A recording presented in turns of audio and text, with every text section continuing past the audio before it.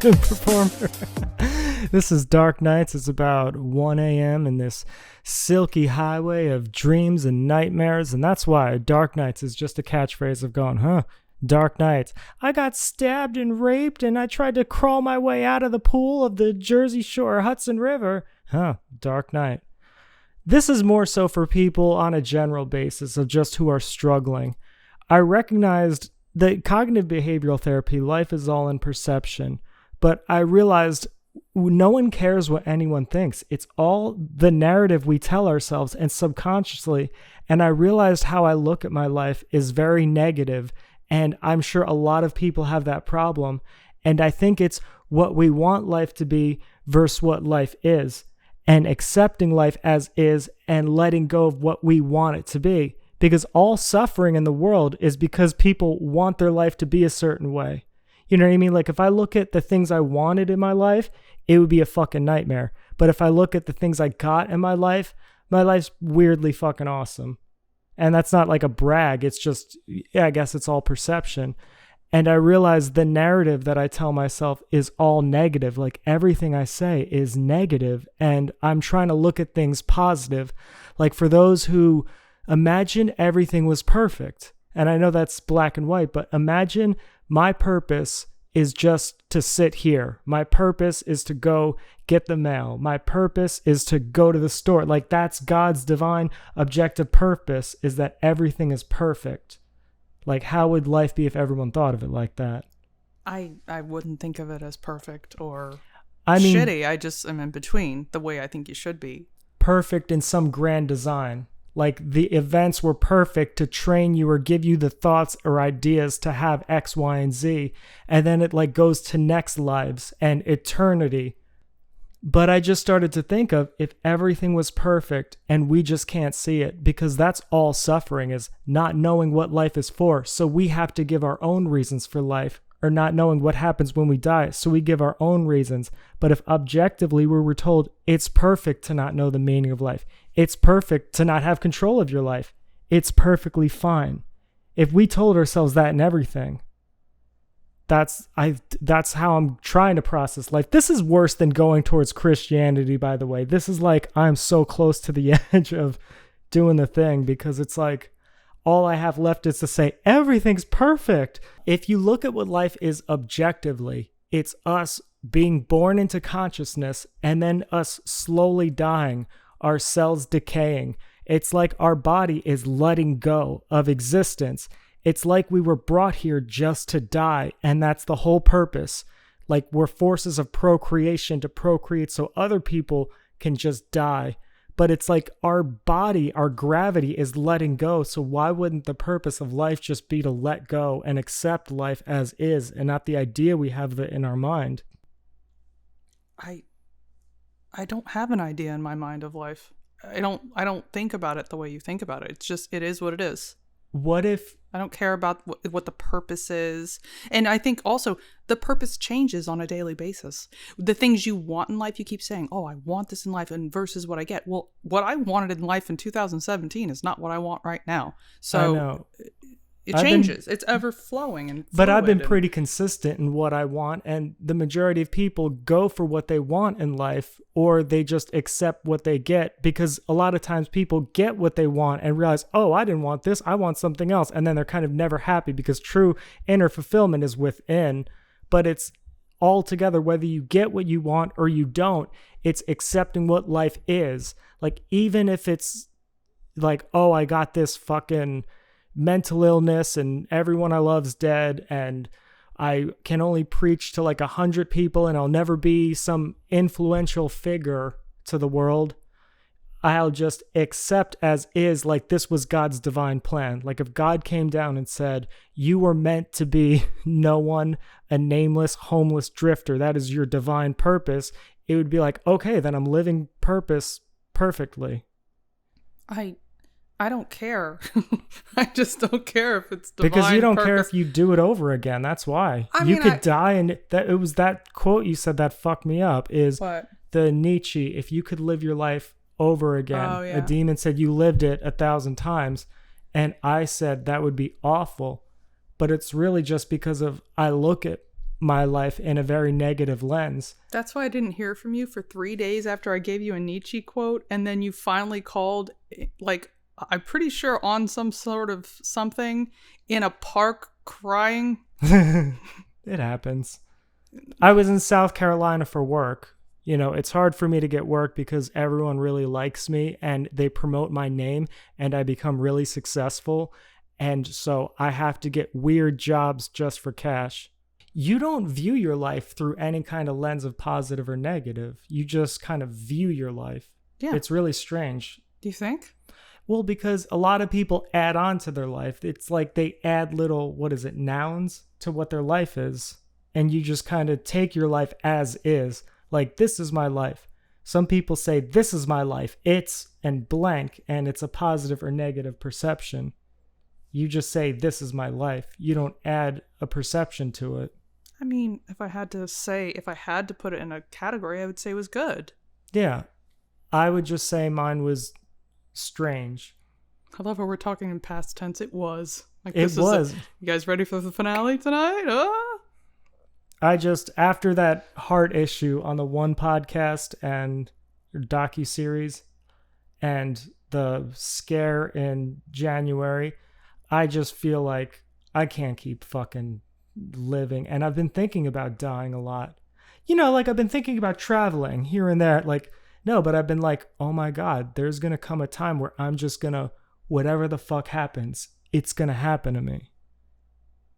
It's going to I'll just evaporate into the sky or whatever the fuck happens, or the simulation turns off, or I enter the next realm, or God says, hey, that was just a joke. We were just fucking with you. Now you can actually succeed in a career and be a performer or feel fulfilled or help out and save the world. And you're not just some nameless person screaming into the void. Like whatever the next thing is. But that's fucking scary to me. It's like, it's just weird. I don't even find it scary. It's just, we're all going to fucking die. I'm definitely going to die, probably sooner rather than later, because human survival is just what it is.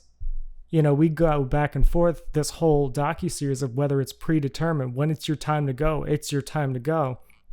Or whether you struggle to survive. And I thought about that. I thought about, what if I had to fight to survive? And it's like, I'm so in this zen of accepting what my life is and not trying to grasp at what it could be, like trying to crawl out of a hole before you die, or just accepting I'm falling in this hole. So in the vein of accepting and seeing everything as perfect, it's okay if I die young. It's okay if I die in some weird, fucked up way. Yeah. Because that's what was happening in January. Don't you remember when I had the V scare? I was like, oh my God, I was saying I'm dying, but hey, you know, I did my best. I tried, tell everyone I love them. Here's this. But and the same thing with the heart issue a month ago. You catastrophize when you think there's a possibility for you to die because you like want to flirt with it. You're like, hey, my password to this is this, and hey, this is, if anything happens, this envelope and all this weird shit. You think I flirt with death? Yes. No, I think I prepare for what I could see coming in the future. No, I mean, when you're having a pain in your chest, I mean, that's kind of normal. It was psychotically painful. I know, but I mean, I guess with inhumanly painful. With the vid, I mean, you weren't going to die. 104.5 fever. You weren't going to die. It felt like everything was burning in my body. I know. I had it too, but I'm just saying. You didn't have it. Yes, I did. You didn't have it to the extent that I did. Not even close to the extent that you did. But what I'm saying is, it's like, it's just what it is. Like, God turns the machine off, or Allah, or Buddha, or whatever force. Justin Bieber. Yeah. And that's my thing. It's like, I look at life like it's a burden. Like, I look at having to drink water and having to get sleep and having, maybe it's because of my medical conditions, but it's like I look at everything through this negative lens of, fuck, I wish I didn't have to drink water. It's been 3 days. I wish I didn't have to eat. My sleeping cycle's always fucked up. I wish I had the ability to have a normal circadian rhythm. Do you comprehend the dialect in which I am communicating information to you? But I realize that's what I do, is I just have this very grimace look towards life. Like, you show me family, love, and relationships, and I say, oh, this is weakness of people you can't live without, dependencies, and things that are going to break your heart when they die. Like, I look at everything as worst case negative lens, and Totally. I need to stop. It's very frustrating. Like, I was like, I want to get a cat. And you're like, why? Just buying something so you can watch it die. But that's how I feel. I don't mean to be that gloomy cloud over your existence. We were on a hike, and then there was a grave that someone had built for their cat. And you were like, see? That's an omen. Don't get a fucking cat. No, it's just, to me, and that's the main reason I didn't procreate, is A, I don't believe my genetic structure should exist in this world, and also B, I would never want to have something that I love and cherish and that is a part of me in this existence.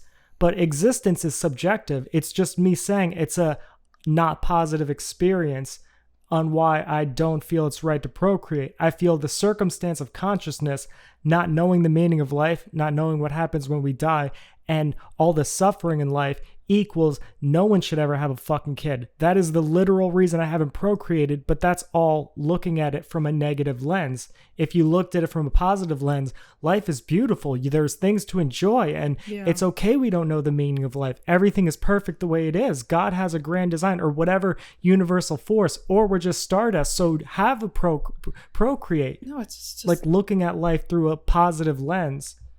Would make me procreate and then marry a bunch of people. But it comes down to who I am. Is I'm different than other people based on my medical condition. So it's like, I have to look, if I'm looking at things through a positive lens, it's okay, how am I positive? How do I view myself positively? I have to then invert social conventionalisms and norms of society to say, okay, like weird fetishist and being up at 3 a.m. and my diet of just raw meats and kratom and aspartame, that's the bar. That's positive. Like, I have to look at everything backwards to look at myself positive. Mm-hmm. So that's also an issue. It's like why I always make jokes of like, R. Kelly's just someone who loved and was very passionate in a careless world, because someone like R. Kelly is a monster in the societal morality standards. But how would R. Kelly, if I'm saying look at life positive, how would someone like R. Kelly or Kevin Spacey look at themselves positive, if not to just invert morality and abusing people is a good thing? I'm doing it for God, like a jihad. So Kevin Spacey can go about life positively, or O.J. Simpson. So you feel like you're in that category of a person who has to do that, convince themselves, like, what are you doing that's so bad that you feel that way? You know, I just have a lot of dreams of ice cream and murder. Okay. I mean, I do it as an exercise of control. Like, I put a gun to my head at least once a month. I mean, it's not normal behavior. But what I'm saying is, it's not that I'm suicidal. I just do it so I know, okay, I'm choosing to live today. I'm not being forced to. I'm not being manipulated to live life. I'm choosing to, because I load the gun. I mean, I can't load it ever. And it's just this strange, it feels like gravity, like two magnets that don't, because to put a fucking clip in and put it to your head with your finger on the trigger is so fucking terrifying. It's like you're looking through another portal that you won't come back from. So I never get it fully in. And I just hold it there with the intention to put it down, to say, I'm not suicidal. I want to live life. And then I feel very empowered. Like, I feel like I'm choosing to live. And then I can look at things from a more positive perspective. Okay. Imagine the average guy is like, oh, it's embarrassing when a woman walks in on me and I'm jacking off. And my thing is, oh, it's embarrassing when a woman I love walks in on me and I'm holding a gun to my head. Yeah.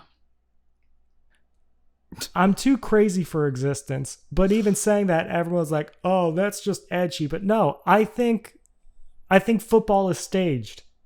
Oh God, what? I think baseball is staged. Did we just I turn- think shit like that. Where did we just turn? We're getting on a road there. But And it went random. But that's what it is I look at things from this angle and I say it, and You people don't think that baseball is staged? It could be. It could be. It could, because You there's don't so much think money it. in the if you were training for years and you were the best in the world, you think you'd know how to pretend to catch a ball or pretend to miss a ball. You think if you could guess. coerce all those Maybe. like football, almost like it's like a ballet, it's a theater art.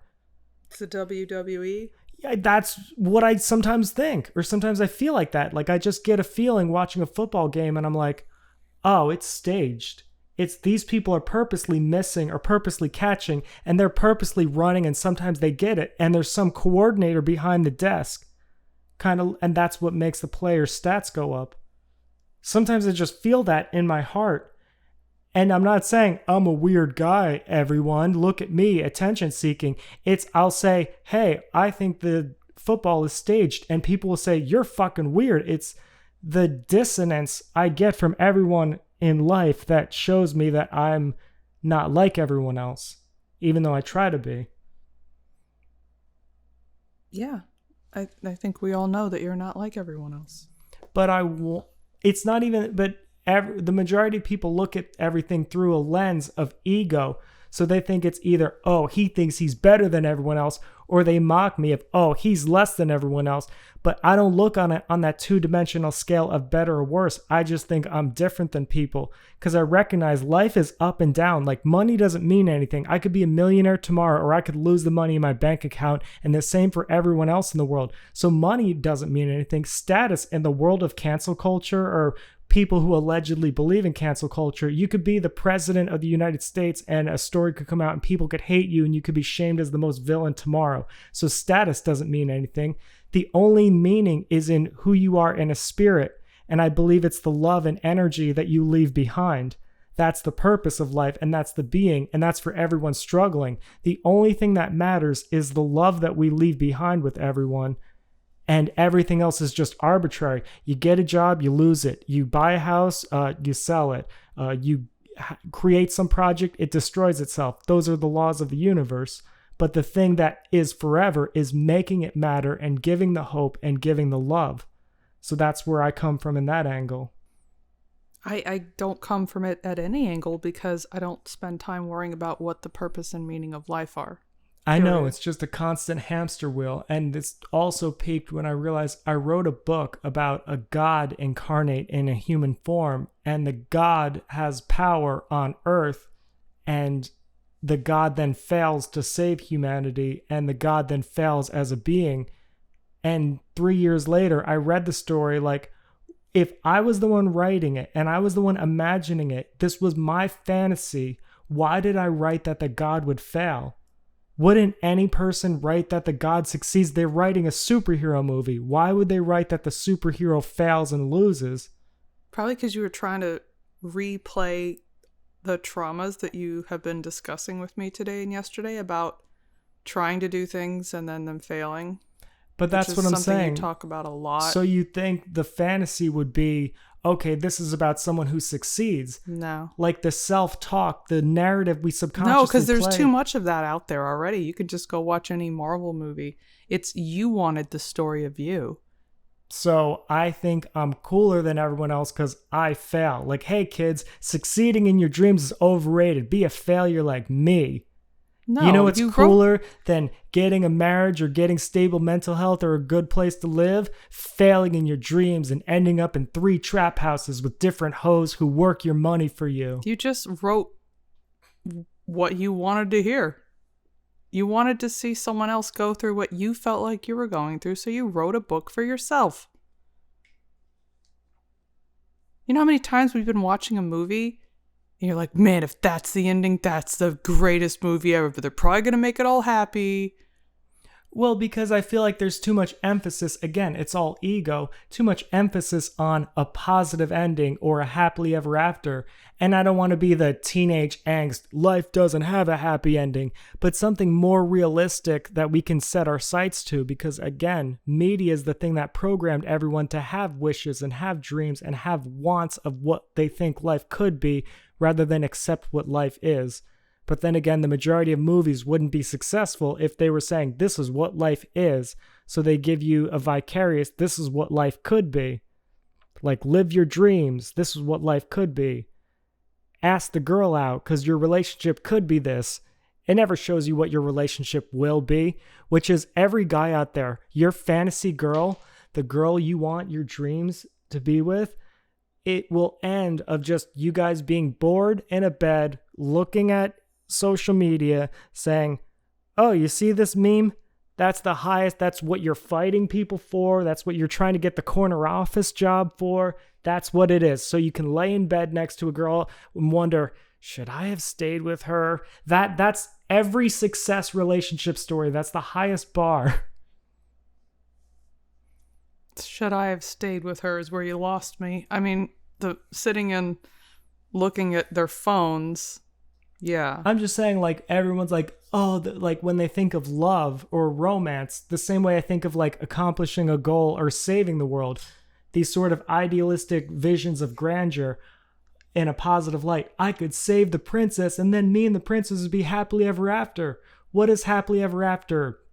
Virgin guy who's never been with a woman. What is happily ever after? It's being with a woman and then you guys are just, you see this tweet? Yeah. Oh, you see this article? Yeah, that's what it is. That's happily ever after.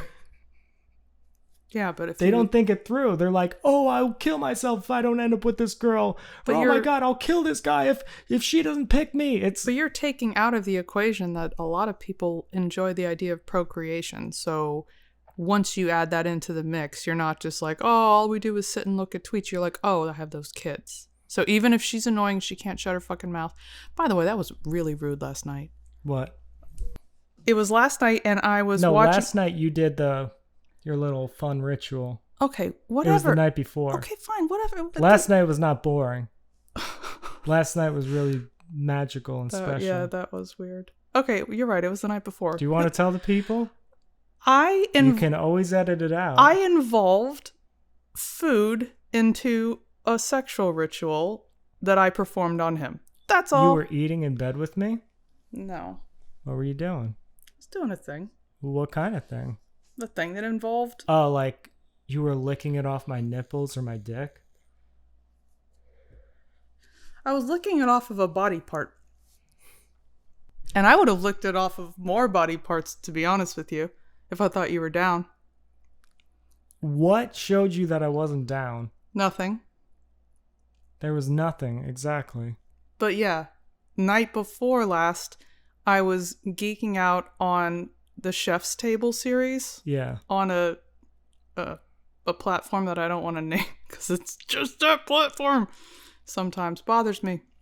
But it's a great show. That's what I'm saying. Everything ends with us just being drug addicts on a couch. It's like the teenagers that you're friends with. How are we going to be drug addicts? We are Lizzie and Random, the teenagers you grew up with. Now in their 30s and 40s, we're sitting on a couch, we're smoking a bong, and we're laughing at TV shows. That's what we are to the audience. We don't smoke bongs. I'm just saying they probably are. They need friends, and we're those friends. I'm the one that'll say the weird fucked up shit, and you're the one that'll just be the chick that hangs out with the dudes. Wow, that's what I am to this podcast? I'm the community boyfriend. I'm expendable. They at least want to keep you around. I better not fuck up, otherwise Lizzie leaves our crew. I'm the one that they're like, yeah, he could go any day. We don't give a fuck about him. He's fun to hang around. He's like a magical circus clown. It doesn't really add anything to our lives because we don't value anything he values. So I'm watching The Chef's Table, and I'm fascinated with that show. I think it's awesome. And the guy is talking about, I don't measure things. I don't know how to measure things. Like, I just feel it. And I'm like, yes, I said, yeah, that's how I cook. And It's like Lil Wayne. I don't write shit down because I ain't got time. I mean, and if you are the kind of a person who's a great cook and you follow recipes, awesome. But that's like reciting a poem rather than writing a poem. Or freestyling. And I was saying this, and I was like, and here's where I learned. I learned this from my mom. She's the one that taught me that. I didn't even know. And you go, you know what she didn't teach you? How to shut the fuck up. No, I said, like, you know what she didn't teach you? How to shut the fuck up. It was just a dumb one-liner hacky joke. Oh, women won't stop talking. That's, it's like that's what she said. If I'm like, oh man, at my ex-girlfriend's funeral, this, and then you know what the coroner said?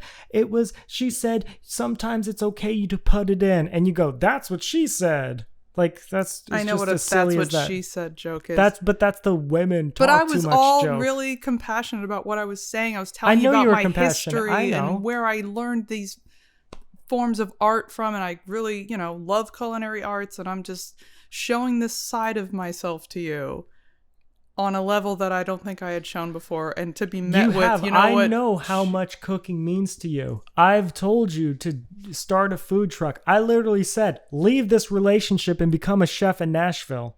I've said that. I've said that part of your brain that wires family responsibility. If you went crazy, fucking direct a movie. Lock yourself in this apartment for the next 6 months and just write and direct and edit your movie.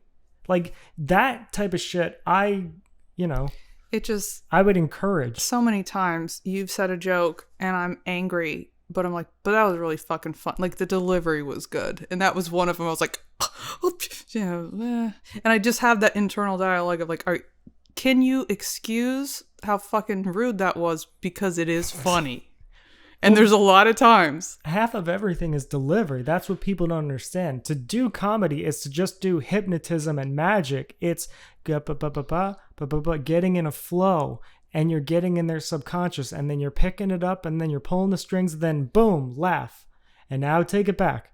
And now laugh. Like call and react. Like, that's all it is. It's just you have to fill in the words of like, oh, walk to the bus. And then you can misdirect it. You can absurdize it. Oh, I fell into a portal. You could twist it. You could reverse it. You could do the double down. You could say the thing that's purposely wrong. And then I committed a hate crime, like the thing because we know it's wrong. You could be parody. You could do satire. You could make a pun.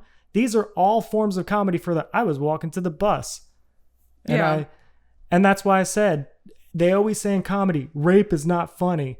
And don't you remember I walked in here 5 days ago and I said, rape is funny inherently, objectively, because it's like slipping on a cosmic banana peel that ruins your life. It's the ultimate slip on a banana peel joke. I guess. Except it destroys your life and your psyche for life.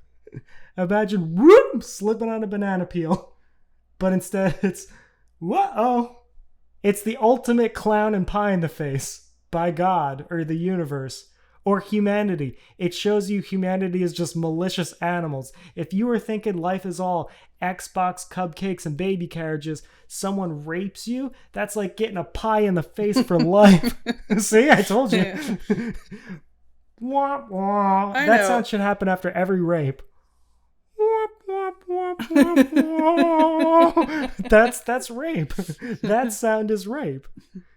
Except it traumatizes you forever. But that's what I'm saying. It's like, ironically, that was on key.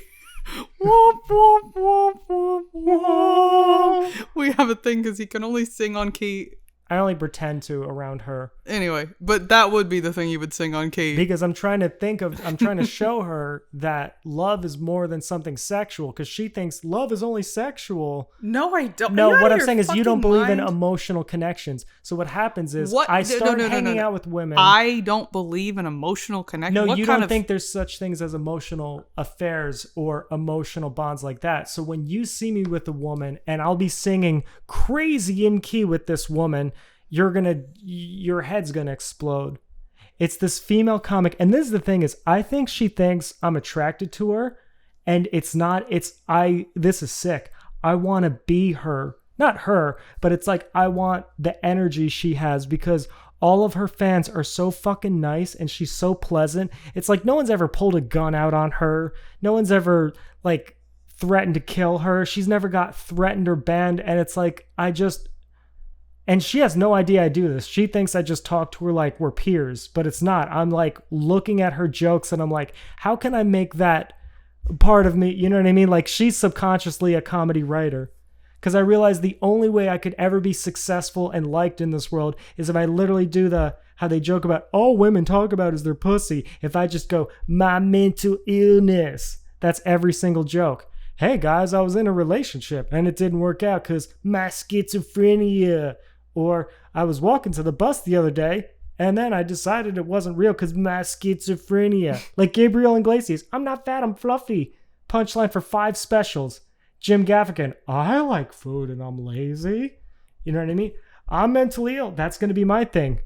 Bert Kreischer and you guys have to tell you this thing. Like everyone has something that's their hypnotic rhythm.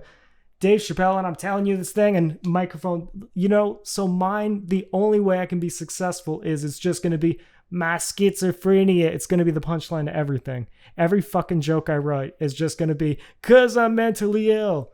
Hey guys, I destroyed a docuseries cause I'm mentally ill. They don't like me at Gas Digital cause I'm mentally ill.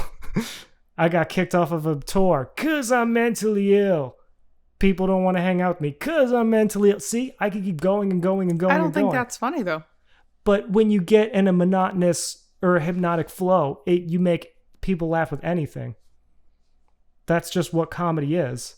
It's finding that sort of that innate feeling. It's like energy in a different dimension and it just makes people laugh. And I'm not saying comedy's hacky. I just see certain patterns or rhythms or essence and flows and I recognize that could be mathematically computed and explained. It's like the first person who hears guitar or a drum beat, they're like, oh, this is magic. And then you see the measures and the rhythms and it can be calculated. That's how I see comedy, or I see stand-up comedians.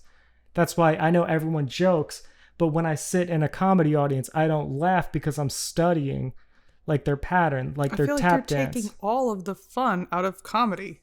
I don't have any fun in comedy because no one likes me. Nobody likes me, but that's okay, because I don't like y'all anyway. I don't like y'all anyway. I let my whip talk for me, my watch talk for me, my gat talk for me. Blah, what up, homie? Even bitches who don't know me, they want to blow me because the shit I floss on be saying a lot for me. I came in to rap humble. I don't give a fuck. I just realized I did a reference that no one would know unless they were at Lucy's record shop in 1996 listening to my band. Serial Killers? Nah, I mean, I was a featured artist. It wasn't my band, but we were called the Pipsqueaks. Oh, that's cool. Yeah. And we had, I go to school and nobody talks to me. I had a girl, but she didn't love me. Anyway, but nobody likes me. It was a fucking awesome song.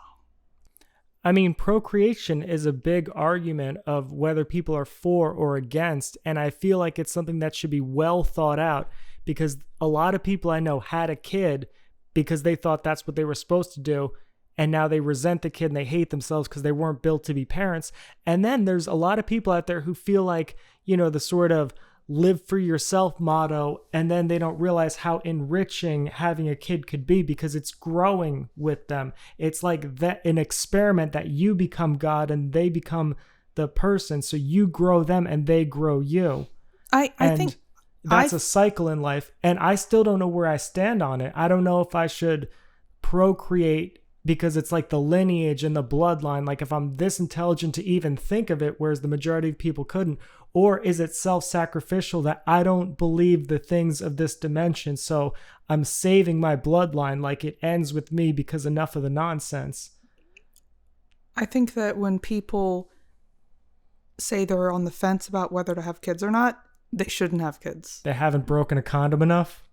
I mean, the millennial version of we're having a baby to save this marriage is just starting a podcast with the person you're about to break up with. Mm-hmm. Yeah, I could see that. No, but anytime, it always bothers me when people say, no, you don't realize how much you're going to love them until they're here. No, you don't get it. When Yeah. that baby comes out of you, you could not imagine that capacity of love. I did imagine that capacity of love. And I realize it sounds like, oh, she sucks because she thought just the way she loved everyone else. But that's what But it's not. I played with baby dolls my whole life. I raised my little sister. I knew what that capacity of love was. And it just bothers me. It's like, because don't say that, because then people, what if they don't feel that? Exactly. And then now they're just resentful. Like, wait a minute, I thought this was some magical thing. That's how I felt about having sex with a hot guy for the first time, because it was never my thing. And everyone's like, oh my God, he's got abs. It's so great. I'm like, I thought something magically would happen to my body that wasn't happening with the guys that I was but that's with what before. I'm saying, is that's the appearance. Like, this they try is not to show all you it's that. cracked up to be. And But that's a lot of things. That's like part of the cult ritual, is to get people to procreate. You have to sell procreation. So you sell these mantras and beliefs of, oh, having a kid feels like this and it changes your life. And they say it even to just go along with it. But who the hell needs to sell procreation, and why? Other than religious in reasons. Western society, because a lot of people are opting out, and I feel like a lot of people aren't cut to be parents in 2022. Oh yeah. And it's them being aware of that, but it's also them neglecting sort of responsibility. Like they feel like, I'm just going to live for me. So then they just kind of fall apart and become garbage. Whereas having a kid forces you to be responsible. Yeah. It forces you. It's like a psychic tether. I'm only imagining as the community stepfather for the last 10 years with every woman I've come across. Community stepfather. That's a title I'd have. Literally, like in this neighborhood, walking out and like watching out for other people's kids and shit like that. And hey, do you need something to eat? All right, here's some Cheerios and milk. It's, to me, I understand the liberal argument of not wanting to have a kid because you're too messed up. But I understand the conservative argument, or the spiritual matter of, it is like having a second life, and your life ends and their life begins, and it's not about you anymore. It's about growing their brain and molding them each and every day, and every moment of the day you're growing them into this sculpture. And that's the beauty of procreation. But then I think it's like, for me personally, is that kid happy, or did you just have them to make yourself feel happy? Because the majority of people have kids to make themselves feel better, and then that kid grows up being a vessel of pain for the parents, because they resent and hate when the kid isn't making them happy, because they're like, I only made you to make myself happy, and now I'm miserable, so fuck you. Then the kid ends up a fan of Mark Random. That is an extremely fucked up way to look at parenthood. I don't think that... I've experienced it. You didn't grow up in the suburbs. That's everyone in the fucking suburbs. Every single house, all those 4-car garages. To make I'm saying the majority of people. Make me feel good. I knew a it lot was of going to be moms tough. in the suburbs I knew did it was that. going to be lifelong sacrifice, because I don't expect to live that long. Yeah. You know, every thing about it, I always assume is just going to be sacrifice. Obviously, I know there's going to be a ton of love and amazing things that I had to do. I couldn't. If I had to do one thing, I had to be a mom. But you don't know that, and that's the thing. I do know that. No, what I'm saying is, before you don't know. You just think, because of movies and Hollywood and propaganda for hundreds and hundreds of years, having kids the best feeling. I know some moms that they're like, I felt nothing when my kid was first born, and they said, I learned to love him 2 years. But the first few months, I'm like, who the fuck is this thing? And I'm like, thank you for saying that, because that's a real experience. And it's kind of like how guys look like bitches if they admit realness. Women, for whatever reason, look like horrible to society if they admit that they don't love their kid, or they don't have that feeling that everyone talks about. And I wish more people were honest about that, so they can learn to forgive themselves and each other. Well, I have that feeling, but it's not like a surprise. I'm like, whoa. I know people that did not love their kids when it was born, and then later on, it's like then it kicked in. Well, that could have just been like postpartum depression or... Still. But I can't imagine not loving the kid. But that they said they had to have someone else hold the kid, because they're just like, what the fuck did I just do? And that's how I would feel. I would feel like I almost damned a kid. But this goes back to perception, is I feel like I just damned someone to this existence where there's rapists and murderers and drugs and suffering and jail and third world countries and beheading and starvation and illness and disease and technology and manipulation and Illuminati forces and evil and cover up and extortion and defamation and dehumanizing and war and pain. Like, I would never in my fucking life gamble to bring that into the world. But then I just sound like an anti-natalistic person. So it's like, what's a natalist? It's believing in procreation. So anti-natalist is believing in not procreation. Oh, so natal. Natal, yeah. Okay. I'm still on the fence about it because it's like, you know, if there would be one purpose to life, it would be to procreate. But then it's like, we're back onto what's one purpose in life. Because we all have genitals that I shoot sperm to make a child. That's why when I was born, that was what was in my wiring. I grew hair, I grew taller, and I grew balls, and I shoot cum out of those balls to make a kid. That was the purpose of nature for a species to survive. But then I think of like humans as a virus, because they look like mold when you view out from afar. Yeah. It looks like humanity as the virus. Yeah, but or God life is the this virus, just like he created all the other viruses, exactly, except for those that may or life may is not the have been virus, made in a lab. and we're the antibody. Or some humans are the virus and some are the antibody. That's how I would look at humanity, of like, some are positive energy and some are negative energy.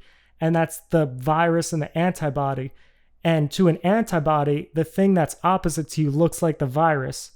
Kind of like, I'm a real person, so I see fake shit as the virus. But fake shit that makes all their money being fake looks at real shit like it's the virus because it exposes them. You get what I'm saying? Yeah. But that's what I'm saying, is it's action, reaction, cause and effect. It's only someone's interpretation of what's a virus or what's the antibody, but that's positive energy versus negative energy. Yeah, I guess we should really think twice about bringing a kid into this world that is full of rainbows and buffalo mozzarella pizza and Radiohead music. There you go. And Louis C.K. and Joe List's new movie and just all these things. All these human created things. Yeah.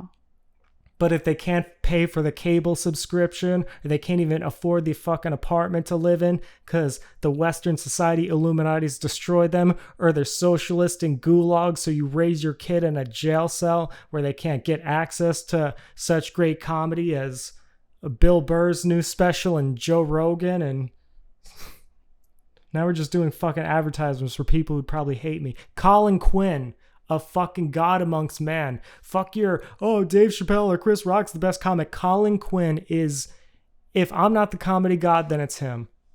I fucking love Colin Quinn. No one will ever know how much I love that man. I fucking love Lauryn Hill. How many times have I made you sit We were through... supposed to go on a tangent. I know.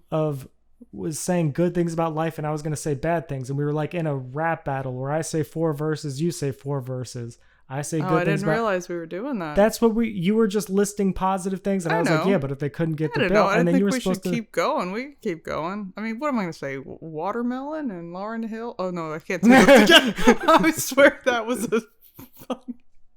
I love watermelon. How outdated is your racism? Everyone knows it's spicy Doritos and Arizona iced tea. No, I was not trying to make a joke, and I'm not racist. No, I know. What people don't know, they're going to cut this clip and say you're racist, but she really does love watermelon. And she does love Lauryn Hill. So she was just thinking, because she said Joe List and buffalo mozzarella. Mm-hmm. She's not saying, because fucking Italian guineas. She was just thinking of things she loves. Yeah. She's a gluten-free person. Yeah. And so she eats watermelon regularly. The way I eat Diet Coke or raw steaks, she eats watermelon, and she listens to Lauryn Hill constantly. Last night, fuck you all for thinking that was racist. Yeah. Because you can't have a person that just enjoys different eclectic things in life. You have to go, stereotypes, because you're in a fucking 2-dimensional box.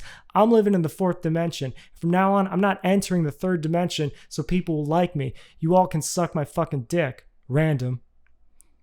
Go on. But I made you listen to the whole Lauryn Hill. I love that. I would believe her as Unplugged the album. third greatest rapper of all time. KRS-One, Rakim, and Lauryn Hill. And the fact that no one puts Lauryn Hill in that list, and they're like, there's so many others, but then they put Biggie in that list, and everyone's like, but he only had 2 albums. But it's like Lauryn Hill, her influence was so crazy and incredible that in hip-hop, not on the world, but in hip-hop. So for Lauryn Hill to not be in anyone's top 5 is fucking crazy. So what happened last night when we were watching Lauryn Hill and you were eating goat cheese? Now you've told them what the thing was. Cut that out. All right. So what happened last night when you were watching I guess I don't Lauryn really Hill? care. It's the most obscure thing that you would ever want to eat off of body parts for whatever. I can't even call it. Am I just the goat cheese guys then? Is there like in the past, was there like raspberry guy, and in the future there's going to be Jello guy? I have never eaten food off of anyone, ever. And people are going to think it's weird. Like, oh, what is it with goat cheese? Like, I could see their minds going somewhere weird with it. I was just in the mood for goat cheese. It could have been barbecue sauce. I think everyone's weird who doesn't do that, who doesn't express their desires because they're afraid to be seen as weird. I like peeing on women. I know. It's a respectful thing. I don't do it out of disrespect. I joke around in humiliation and degradation, but I love it, a mutual thing of consent, and I love fucking peeing on women.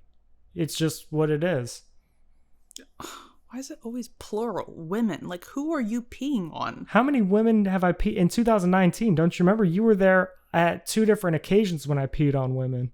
2 different women in that year, and you were there. I remember one. What if you don't genetically have the best person? And I mean that on a very nice scale of there's a lot of what I consider genetic deformity because I put myself in that category. So you're Hitler towards yourself. Of course. All right. I would look at myself and gas myself if I were... I'm serious. I would. I would exterminate schizophrenic, PTSD, bipolar, weird comedy, musician, rappers. 1,000,000%. Oh. Yeah, of course. I bet all the Jews who have been fans of me are like just got shocked right there. That you know who I'd gas more than them? Myself and other versions of myself. Well, that's all life is life is just different versions of ourselves. I feel like that's why everyone's so attracted to social media is because it's like, oh, this is myself if I lived this life, or this is myself if I had these philosophical beliefs, or this is my life if I took up this interest and hobby. That's why everyone vicariously lives through everyone, because everyone's a reflecting mirror of everyone. We're all one consciousness of God and eternity, separated to make us feel like different parts of that. And unfortunately, or to your all entertainment, I am the part of the expression that's just fucking crazy. The part that goes haywire, the part that is genetically not all the genetic chaos one, the one that's like, fucking go crazy. So that's the part of the infinite God that I'm expressing. And being aware of that's my purpose.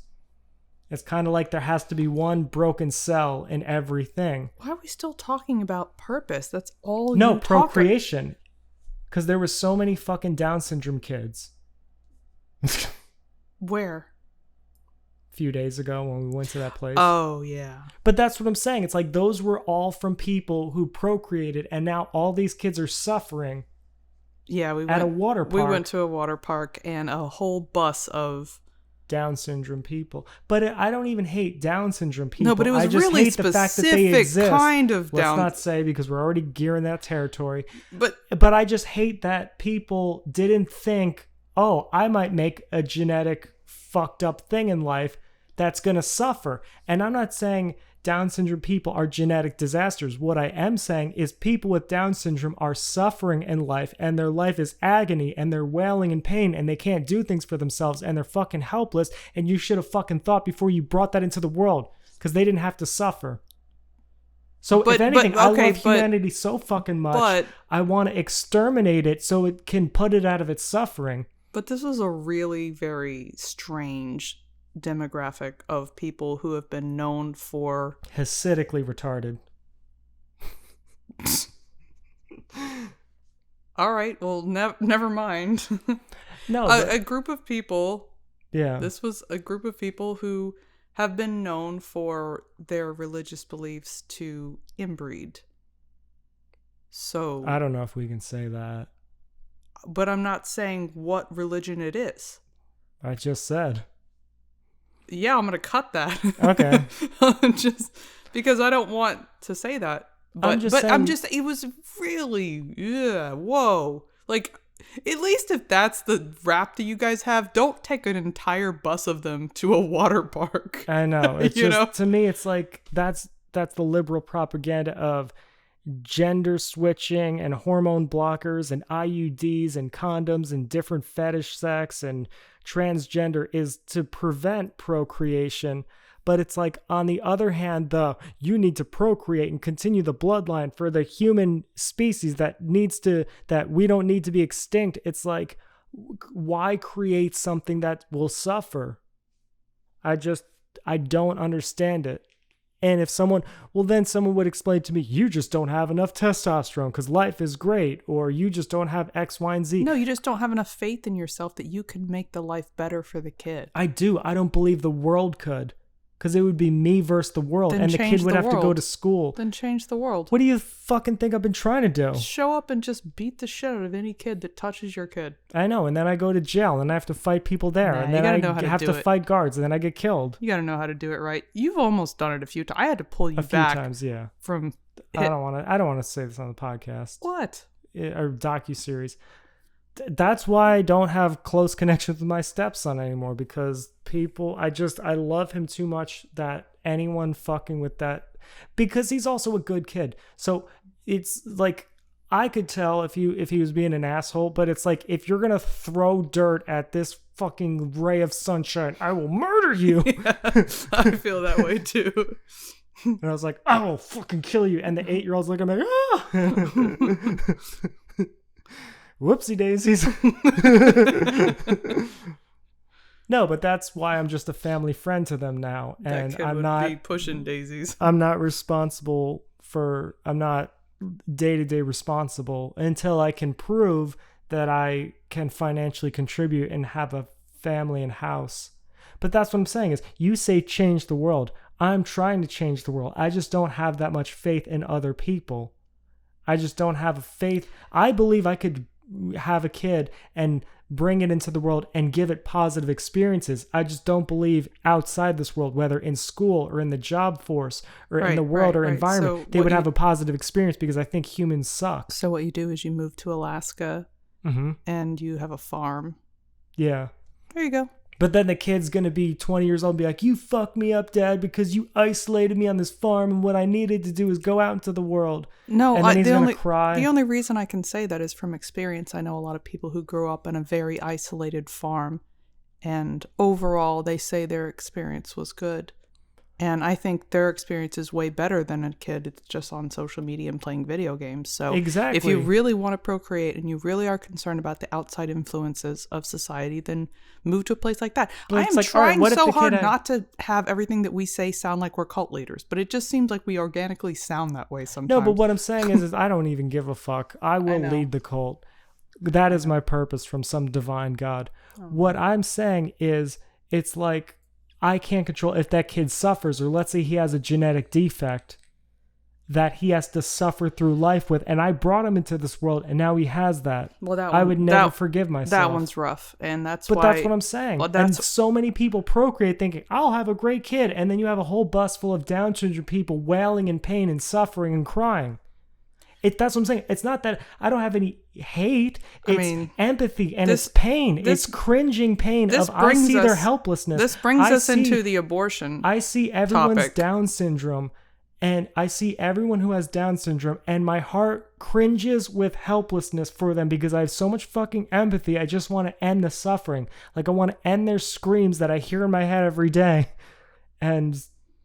But that makes me sound like a bad person. But this goes back to me saying, looking at things positively. So I have to look at extermination leaders as heroes, because that's how I view a situation. Like, you're like, why do you look at yourself so bad? Because I believe in euthanasia for people who are suffering in life. And that makes me come off like a very bad Jack Kevorkian type No, of person. I believe in that too. But that's what I'm saying. You're like, what? Humanity as a whole would look at me very horribly because they're like, you want to kill a bunch of innocent Down syndrome kids? And it's not that. To me, it's compassion for their helplessness and weakness that I want to prevent and stop. Well, a lot of Down syndrome kids live a good life and but who's to say, because they're wailing in pain and they're screaming and crying and they can't put sentences together. No, and it breaks my fucking heart. It depends on the level. That's like saying autistic people suffer. Some of them do. Mid-autistic people, they're always in a constant state of suffering, or I feel the suffering outweighs the good. This is why I'm so anti-procreation. You cannot make that determination. I can, because I see them. I see kids with autism. All right. Is Elon Musk autistic? Yes.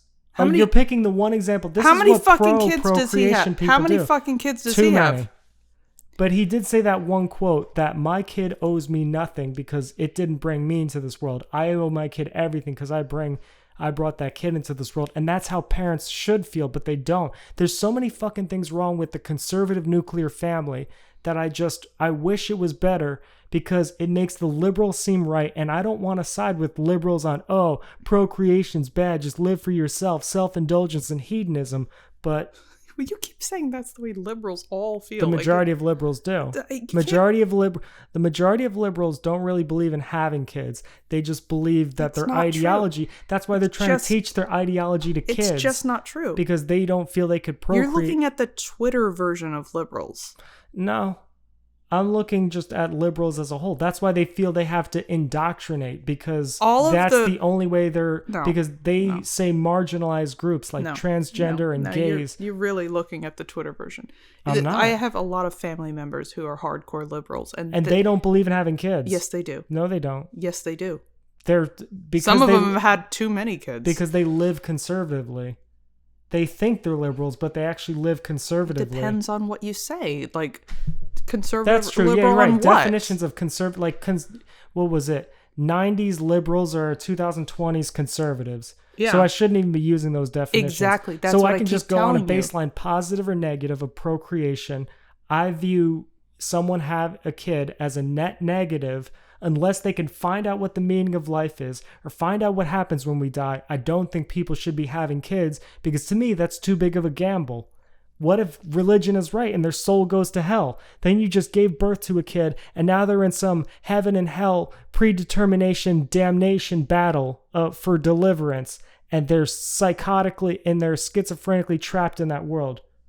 What do you do then? You could have prevented a soul from going to hell, but you brought a kid into the world and now they're going to go to hell in a life that they didn't choose. To me, that's too fucked up. I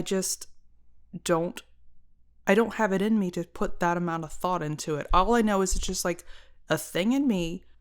Well, I needed to be. I'm saying speak for people. I can't speak for people. People should put that thought into it before they fucking procreate. All I put the thought into is, can I be a good mom? Can I do better for this kid than my parents did for me? And my parents did really well. So yeah, I knew I could, and I waited. And people did say, like, why are you waiting so long? I'm like, I just want everything to be right. I want everything to be perfect. I started the process of trying to have a kid, like wanting to have a kid really early on, but just waited. Oh, I don't have health insurance. Oh, I don't have a house. Well, Well, that's what I'm saying. Yeah, but I'm not going, oh, well, what happens when we die? Because they might go to hell. Right, yeah, and that didn't... Or they might be a child molester or be a mass murderer. That didn't cross my mind. It should have. It should for every fucking parent. And that's what I'm saying is, I don't believe in procreation until we can figure out these fundamental issues of life. But again, that's looking at life as a net negative. Exactly. If we look at it as a positive, like, what if God's purpose for us is to not know the meaning of life? Because that would stop all the mystery. Or we're not supposed to have control. And we're supposed to procreate and then have that anyway. Then it's like, then I would be right to just procreate and give another genetic disaster into the world. And then he's fucking mentally ill and alone. And I abandon him because that's what I do. And that's his luck of the draw, just like my luck of the draw. And the cycle of luck of the draw keeps being broken, but we keep looking at it as perfect. No one's looking at it as perfect. I'm saying what's meant to be. I'm not saying perfect as in like idealized everything's great. I'm saying it like the right place, the right time, the right thing was meant to happen because we're all a part of this collective energy and everything was meant to be experienced the way it was. Like that type of perfect. I just don't believe in putting someone through that kind of terror or suffering. Especially if I can control that. I mean,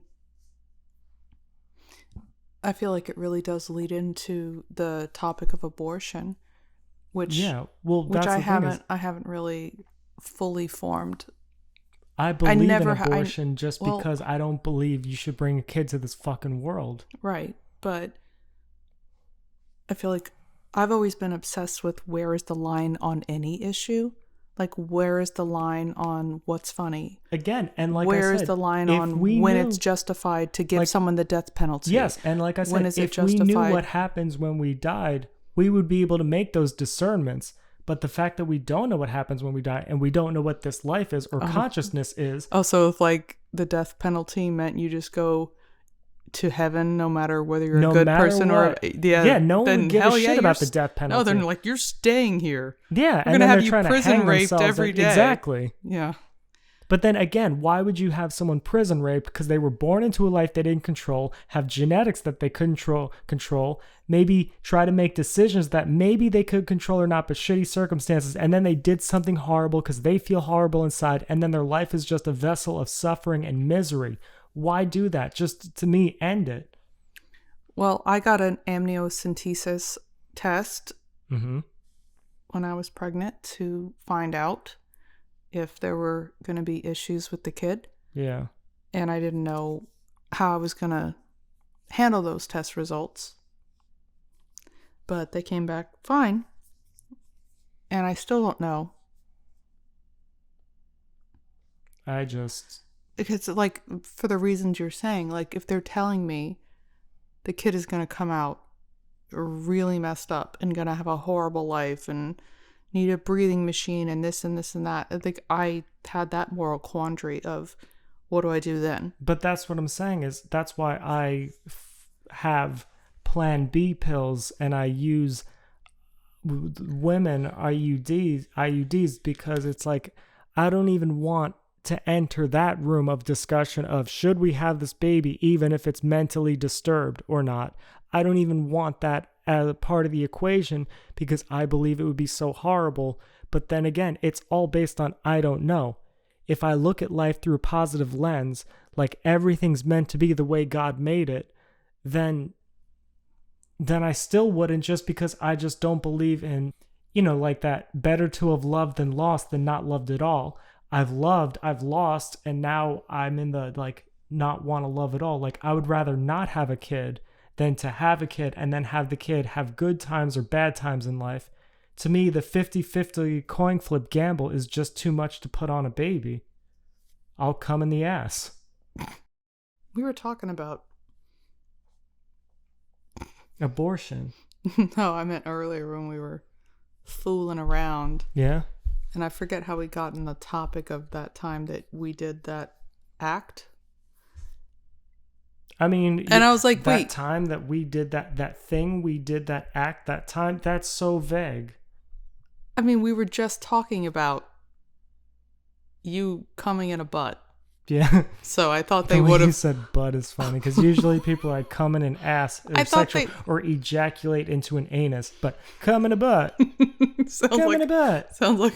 Come in a butt. Some weird TikTok. Come in a butt. Come in a butt. Come in a butt. Come in a butt. Come in a butt. Come in a butt. Come in a butt. Sounds like something that someone would remix. Like someone just they're gonna remix this. Come in a butt. Come in a butt. Come in a butt. Come in a butt. Wow wow wow wow. Come in a butt. Come in a butt. Come in a butt. Come in a butt. Come in a butt. Come in a butt. Come in a butt. Come in a butt. A few hours ago we were having this conversation. Would you stop? What is this? The TikTok. That's what our Dark Knight series should be. It should just be 50-second TikTok clips and 1,000 of them. We were having that conversation a few hours ago. Yeah. I forget how we got on the topic, but talking about how did we get on the topic of what? You can't. Oh, coming in a butt? Yes. I don't know how we got on that topic. Because I said that's why I'd rather come in a butt. Or come in a mouth of a chick. No. Or come in her chest. But not coming in her pussy, because then that creates a fucking genetic disaster of suffering. No, we were in bed and we were talking about a time we did an act. Okay. And I was like, you were like, did I come? I was like, I sure hope so. Because if you didn't, what a waste. What do you think was going to happen? A shit baby was going to come out? Yeah. You waited an hour 30 to run that punchline? It's not a punchline. What do you... You know what? That was a good joke. Fuck everyone who didn't laugh at that. We're supporting each other on the Dark Nights. Wait, like, that wasn't in my back pocket. I just thought of it. Yeah. You're right. I shouldn't be diminishing. Yeah. Because life itself is diminishing. Life is just diminishing from what death is. No, you just think I'm a hack that sits around with that as my punchline for the show? No, I don't. I'll never think of you as that. Even if you do hack shit, I'll just fuck it. It's brilliant because it's her. Well, no, that goes against my argument of, people just blindly support women comics. But no, just love and positivity, everyone. That was a literal conversation we had a couple of hours ago. And what was the point? I've come in your ass. I have to believe I've done it a few times. But I don't... what's the point of it? Because neither one of us can remember that. And I was like, wait. Oh, hold on. We always use condoms because you didn't want, poo to go in my pee hole. Oh, good. Good for us. Use condoms, kids. Yeah, that makes sense. Oh, but that doesn't mean you didn't come. Did you come? I wouldn't remember. I don't remember either. I can't believe there was a time in my life I was taking Seroquel and also coming. That concept to me is fucking crazy. I could come on Seroquel. You just pull the bottle out, lay it out like a line, and just come all over it? Oh, this is what he gets from now. Comedically is taking literal forms instead of metaphorical or theoretical, which is also a brand of comedy. This is all you're going to get for the rest of the podcast because of your assumptions of me. No, I would never make an ass out of you and me. Do you get that joke? You mean the one that everyone's been telling since 7th grade? When you assume, make an ass. Grade. Oh, 4th grade for this little youngin'. I always used to say, do you know what you get when you assume? You make a fucking dick out of yourself. What do you mean, ass out of you and me? What kind of shit is that? I was always one step ahead of people who did hack shit. It's good. Yeah. So why is it that when I first wake up in the morning, you have to jump on top of me and start saying... Animal sex. It's because I missed you. Animal sex. But why animal sex? Because when I go to sleep and I'm dreaming, that's a whole 13 hours without you. And I wake up and I'm like, I'm with my best friend. So I jump on top of you. But you're not even into animal sex. It's just, it's the... Oh, come on. I wouldn't be fucking you if I wasn't into animal sex. No, really, though. You just know it's the most fucked up thing you can say. Not always, because if you're fucking like a dog or a goat, and I said you just made up a animal that formulated on Noah's Ark. It was a dog and a goat. Ladies and gentlemen, he is not into animal porn.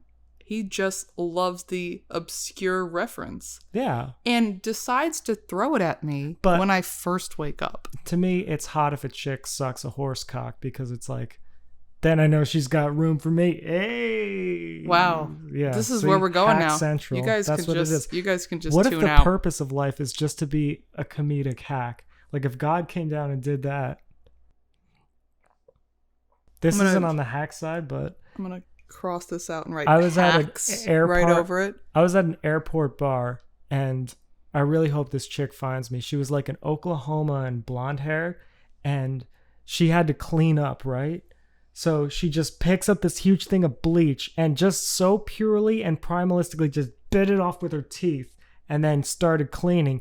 And just the way that she didn't give a shit that she bit into toxic chemicals and they were going in her mouth was just, I got a little wiggle.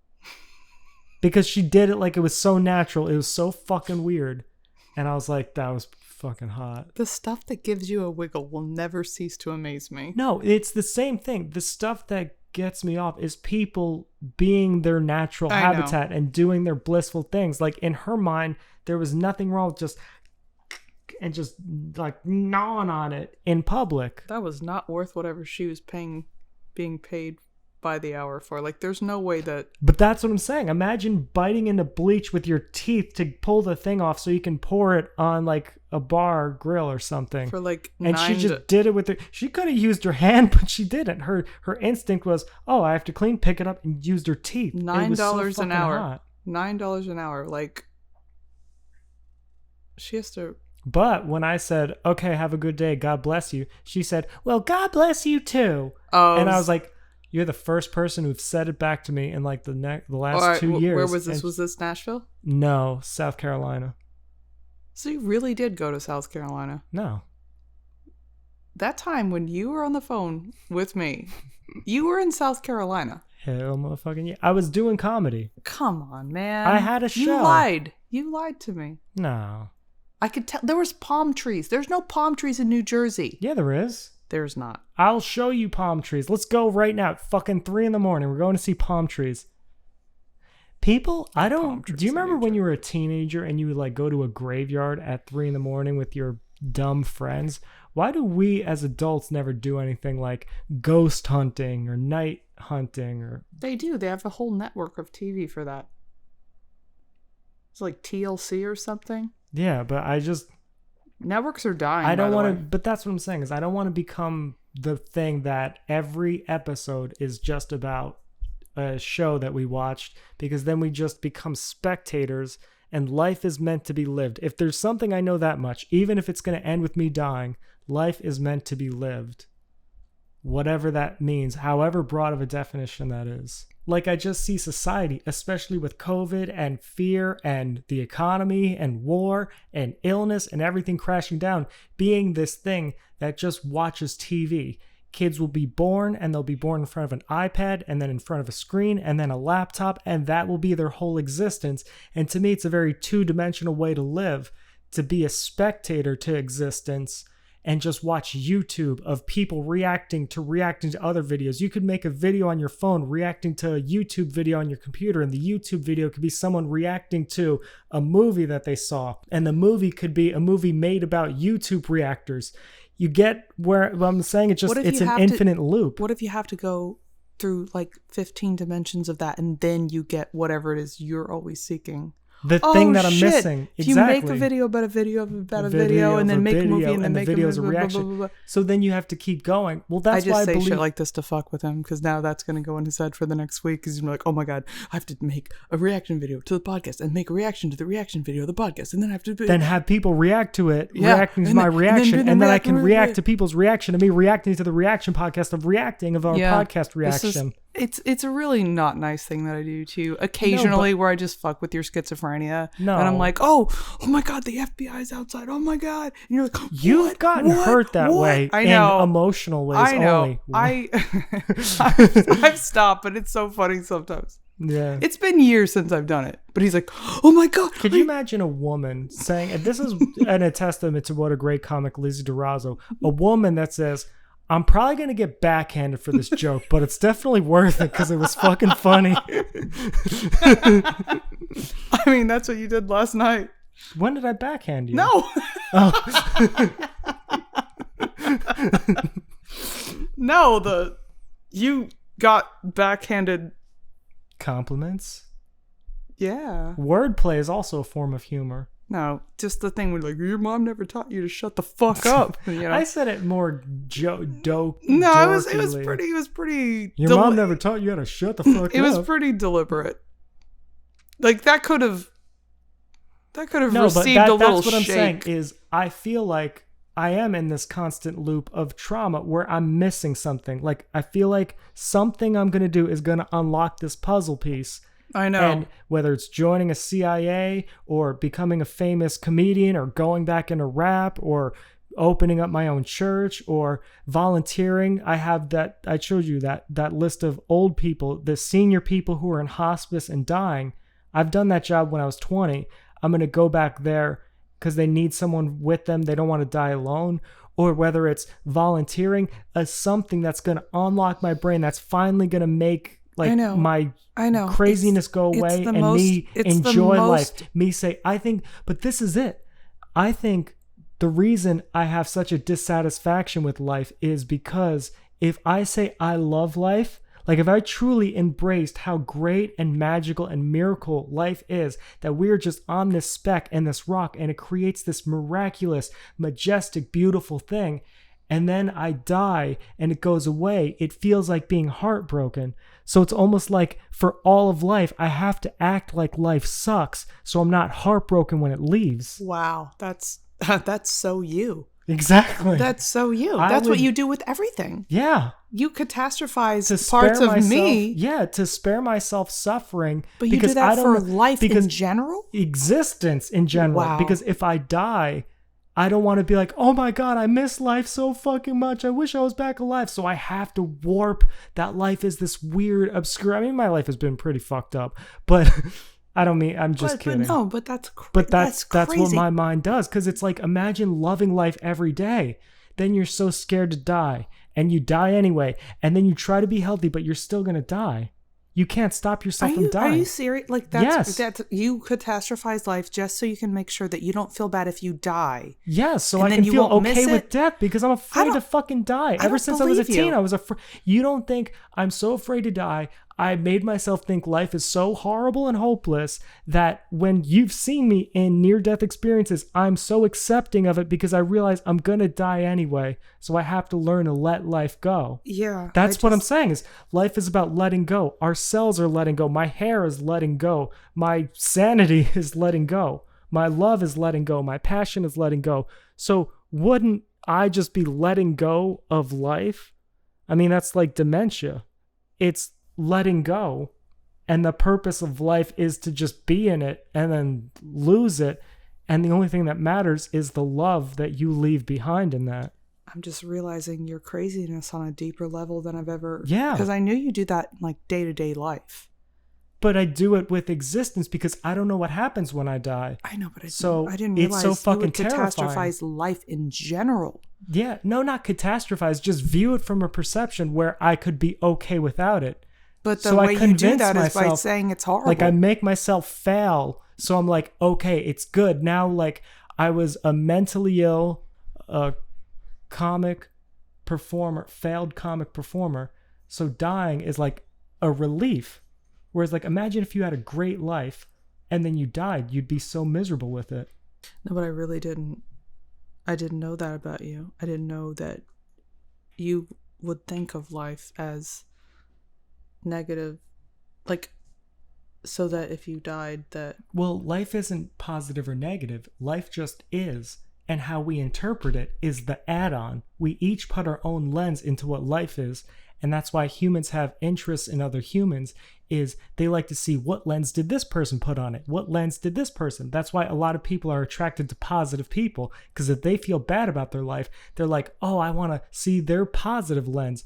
Whereas the reason I put kind of a negative lens on life is because I don't know what happens when I die.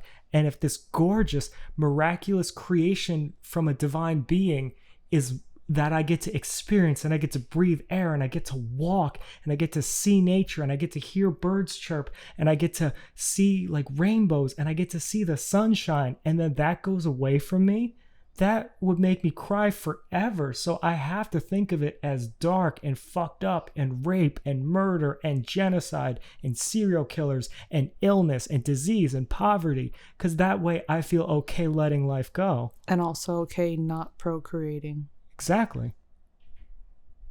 That's sad. That's a dark fucking night. That's really sad. But that's what it is. I don't know what happens when I die. So I have to live my life according to that weird, obscure fact that I don't think others put into the equation. So I don't even know it. I manipulate myself into think I'm being manipulated by life being some weird cosmic thing, so I can feel okay with letting go, because it's fucking heartbreaking. Like this life that's so gorgeous and so miraculous and so beautiful and so intrinsically everything is the perfect design and so beautiful and so consciousness itself is amazing. That would go away from me, and I don't know if I'll ever see it again. That familiarity, that breathing, that walking, that seeing, that hearing, birds chirping and the trees going, that all that godlike beauty is going to go away from me, and I can't control that. It just is. I have to distort the picture of it so I can feel okay letting go and accepting whatever death is. Right, but I mean, a lot of us believe that it's only going to be heightened and brought to another. Well, that's what I believe, but also But you have to know. make yourself feel that it's going to be shit and it's going to go away and you're going to be miserable, because if it's not that case, if life is better than death, then I fucked up. If being in life is better than death, then I fucked my whole life up, and I would feel heartbroken over that. wow. Like I wasted my life. I don't. Focused on death rather than living in my life. Yeah. Rather than living the life that God gave me, I was so fixated on death because it was so terrifying when I was a teenager and I didn't understand it, and I had mental illness and I had schizophrenic voices and schizophrenic hallucinations, and no one around me could explain what was happening to me. So I was going to church and I was going to therapists and I was reading all these ancient religions and shit. I was trying to figure out what that unknown was. I couldn't focus on the known, which is life. Yeah. That sounds about right. Yeah. Well, I got to learn a lot about Ranger Random. Eternal life. So this is Ranger Random and Deputy Durazzo signing off.